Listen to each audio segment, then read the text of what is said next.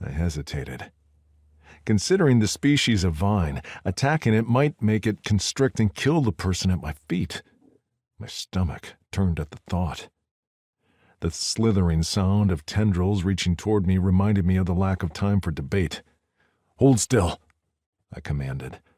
Then, stalking toward the source of the plant's tendrils, I assessed the possible root placement. The vine attempted to stop me. Tendrils writhed across the mat of leaves, twisting and grasping for me, but I had spotted my goal. A few strides and I reached the wall, a clammy, mossy stone and mud construction that hummed with fey magic.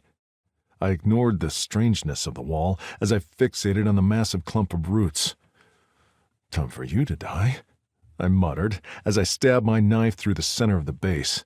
Using my faltering magic to drive the blade straight through the center of the root ball, I severed the connection between limbs and life sources. The vines tensed.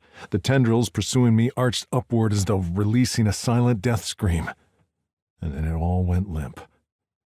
Once confident the plant was truly dead, I went back to the vine's attempted last meal. Grabbing a handful of vines near the captive's neck, I began swiftly, carefully slicing through them. I pulled free a few fistfuls of desiccated stalks before I spotted skin, pale and trembling. Recognizing the throat, I increased my pace, ripping the tendrils from hair, ear, jaw, and mouth. A very feminine mouth. She gasped and arched, fighting to free herself.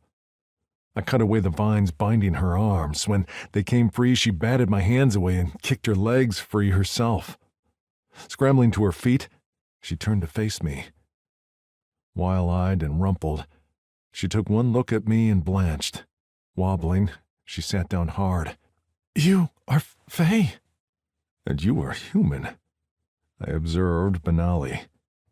Scooting backward on hands and heels, she made it only a few feet before she stopped, chest heaving and limbs trembling. Her attention never left my features. "Don't touch me." "I had no intention of touching you." I lifted my hands in a motion of harmlessness. Of course, my small blade undermined that, but I had only used it to free her.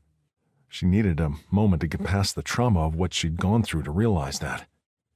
However, judging by the intensity of emotion coming off her, I suspected putting it away would be the wiser tactic.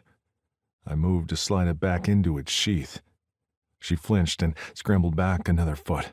"Careful," I warned, as I slowly and smoothly secured the leather closure on the sheath.